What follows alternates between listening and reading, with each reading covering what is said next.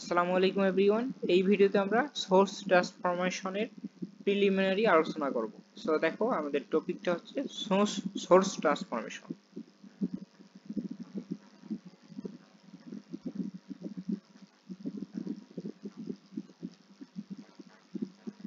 Source transformation.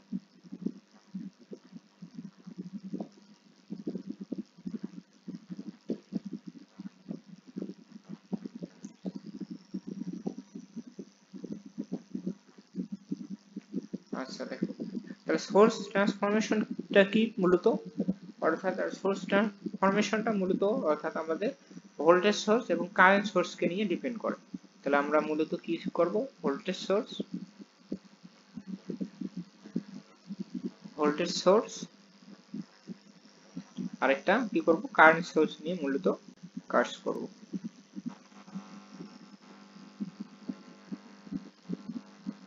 Current source, voltage এবং current source নিয়ে আমরা কি করব, জাস্ট ডিল করব এখানে, রাইট? সো ভোল্টেজ সোর্সকে আমরা কিভাবে ডিল করব, অর্থাৎ ভোল্টেজ সোর্সকে ডিল করতে হলে আমাদের একটা বিষয় মনে রাখতে হবে, অর্থাৎ ভোল্টেজ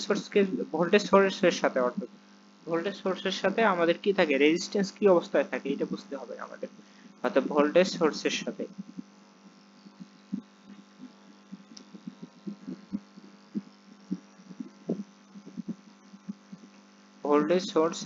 কি থাকে, আমাদের সাথে রেজিস্ট্যান্স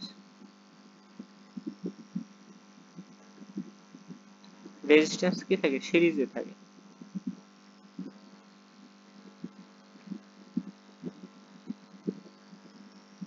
আর কারেন্ট সোর্সের সাথে কি থাকে,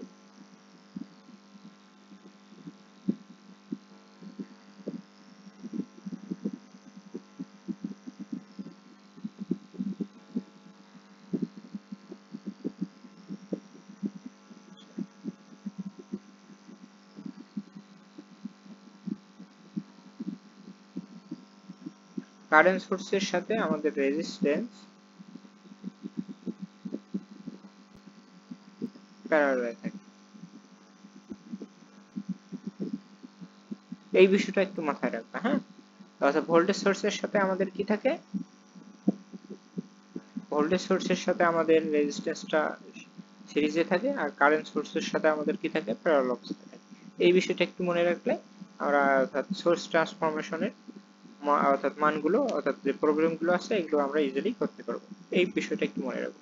অর্থাৎ ভোল্টেজ সোর্সের সাথে আমাদের রেজিস্ট্যান্সটা অলওয়েজ প্যারালাল থাকবে, এবং কারেন্ট সোর্সের সাথে রেজিস্ট্যান্সটা সরি ভোল্টেজ সোর্সের সাথে সিরিজে থাকবে, কারেন্ট সোর্সের সাথে প্যারালাল থাকবে।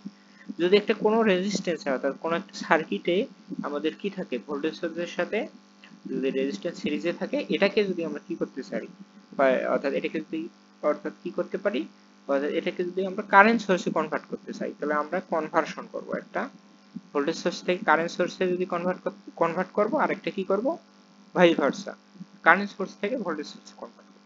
এই কনভার্সনটা মূলত সোর্স ট্রান্সফরমেশন। সোর্স ট্রান্সফরমেশন বলতে কি বোঝায়, একটা সোর্স থেকে আরেকটাকে কনভার্ট করা। অর্থাৎ আমরা অনেক সময়, অর্থাৎ ম্যাথের সুবিধার্থে আমরা কি করব, অর্থাৎ এই যে ভোল্টেজ সোর্সটাকে অনেক সময় কারেন্ট সোর্সে কনভার্ট করব, আর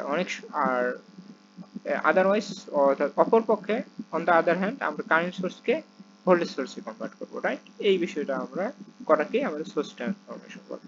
ধরলাম আমাদের কোনো একটা সার্কিটে আছে, ধরলাম এখানে একটা সার্কিট দেই, একটা সার্কিট অঙ্কন করি, তাহলে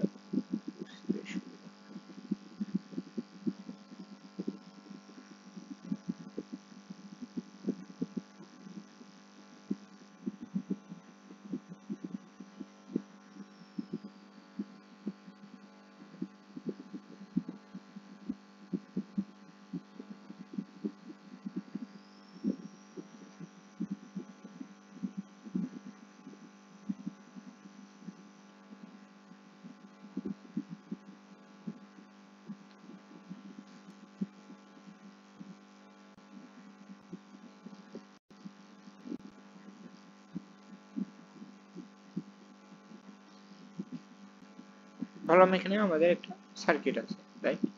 সো এই সার্কিটের নাম দিলাম, এখানে ধরলাম 12 ভোল্টের একটা রেজিস্ট্যান্স, আর এখানে ধরলাম 2 ওহমের একটা রেজিস্ট্যান্স। এখানে 6 ওহমের রেজিস্ট্যান্স, এটা 4 ওহমের রেজিস্ট্যান্স, এখানে 10 ওহমের একটা রেজিস্ট্যান্স। জাস্ট এটা আমাদের জাস্ট একটা অ্যাজ ইউজুয়াল একটা সার্কিট হলো। এই সার্কিট থেকে আমাদের অনেক সময় কি করতে বলতে পারে, অর্থাৎ যদি আমরা সোর্স ট্রান্সফরমেশন করি, রাইট? তাহলে সোর্স যদি ট্রান্সফরমেশন করি, দেখো এখানে আমাদের কি আছে, ভোল্টেজ সোর্স আছে। ভোল্টেজ সোর্সের সাথে আমাদের কি রেজিস্ট্যান্স সিরিজে আছে? হ্যাঁ আছে। দ্যাট মিন্স আমাদের একটা কন্ডিশন স্যাটিসফাইড। দ্যাট মিন্স এখন যদি এই ভোল্টেজ সোর্সটাকে যদি আমরা কারেন্ট সোর্সে কনভার্ট করতে চাই, তাহলে কি করতে হবে? ভোল্টেজ সোর্সকে কারেন্ট সোর্সে কনভার্ট করতে হলে আমরা কি জানি? V ইকুয়াল টু আমরা কি জানি? IR, right? V equal to IR। তাহলে আমরা কারেন্ট সোর্সে কনভার্ট করব, I ইকুয়াল টু কি হবে আমাদের? V বাই R, এই সূত্রে বসাই দেব, রাইট? সো এখানে দেখো কারেন্ট সোর্সে কনভার্ট করতে হলে আমরা ভোল্টেজ সোর্সের মানটাকে কি করব? ভোল্টেজ সোর্সের মানটাকে আমরা কি করব? জাস্ট কারেন্টের অথবা রেজিস্ট্যান্স দ্বারা ভাগ করে দেব। তাহলে আমাদের কি হবে? কারেন্টের মানটা বের হবে। তাহলে ভোল্টেজ সোর্সের মান আমাদের দেওয়া আছে 12 এবং রেজিস্ট্যান্সের মানটা হলো 2 ওহমের রেজিস্ট্যান্স আছে। এই যে দেখো, এই যে এইটা অর্থাৎ সিরিজে যেটা আছে সেইটা দ্বারা ভাগ হবে, রাইট? তাহলে আমরা কত পাবো? 6 এম্পিয়ারের একটা কারেন্ট সোর্স পেয়ে যাবো। সো এটাকে যদি আমরা সিম্পলিফিকেশনটা লিখি, তাহলে এর সিম্পলিফিকেশন মানটা কি হবে? এর সিম্পলিফিকেশন মানটা হবে আমাদের, দেখো এখানে যদি আমি লিখি তাহলে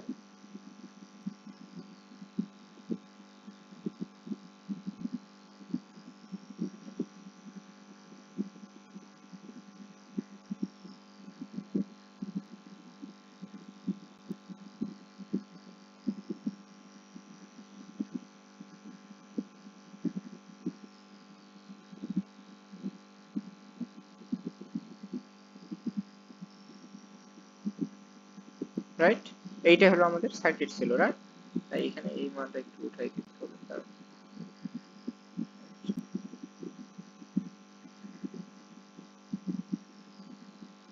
আচ্ছা দেখো, ও এখানে তো একটা রেজিস্ট্যান্স ছিল না,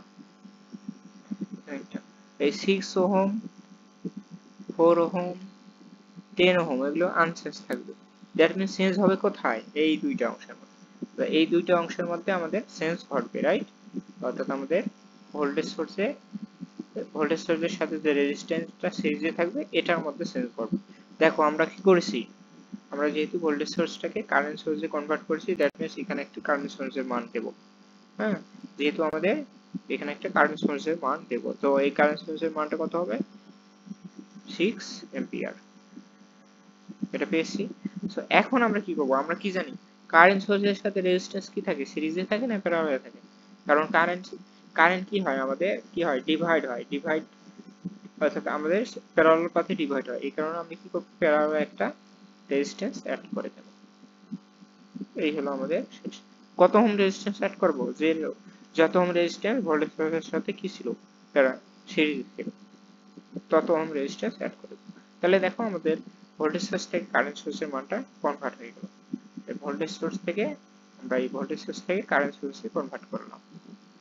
এখন যদি কারেন্ট সোর্স থেকে এই সার্কিটটা ছিল, তাহলে এই সার্কিট থেকে এই সার্কিটে যদি কারেন্ট সার্কিট থেকে ভোল্টেজ সোর্সে কনভার্ট করতে হয়, তাহলে কি করতাম? Vice versa process. তাহলে কি করতাম? এই যে কারেন্ট সোর্সের মান কত দেওয়া ছিল, ধরলাম কারেন্ট সোর্সের মান হলো 6, তাহলে ভি ইকুয়াল টু আমরা কি জানি? IR।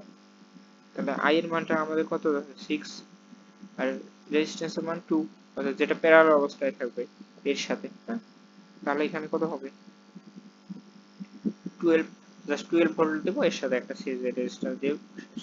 তো এই ছিল আমাদের অর্থাৎ সোর্স ট্রান্সফরমেশনের বেসিক ধারণা। আমরা নেক্সট ভিডিওতে আমরা কি করব?